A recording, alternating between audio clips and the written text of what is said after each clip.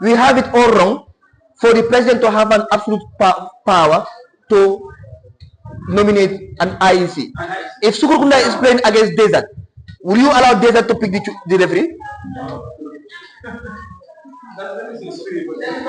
So that's another problem. I'm not saying that doesn't make it fair. But secondly, like he said, the electoral system is from who is the IEC, how independent is that institution, what is the presidency and then the executive power over them.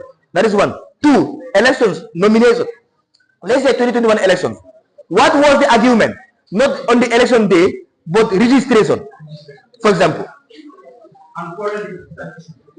Right? They are saying that the registration was not fair.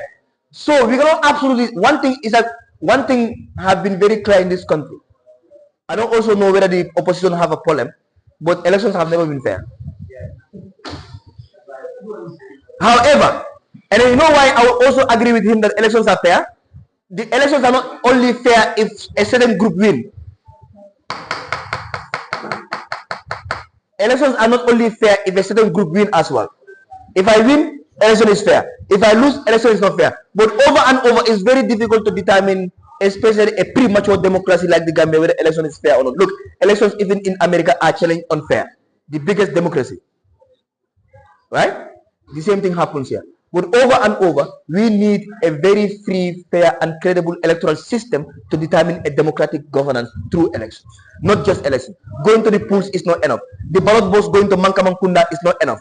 Right? People walking to the polling station is not enough. The process, the system, the methodology must be credible, fair, and free from a general universal principles of what elections should look like. Right? Do we agree? Yes. So the next democratic principle is popular participation.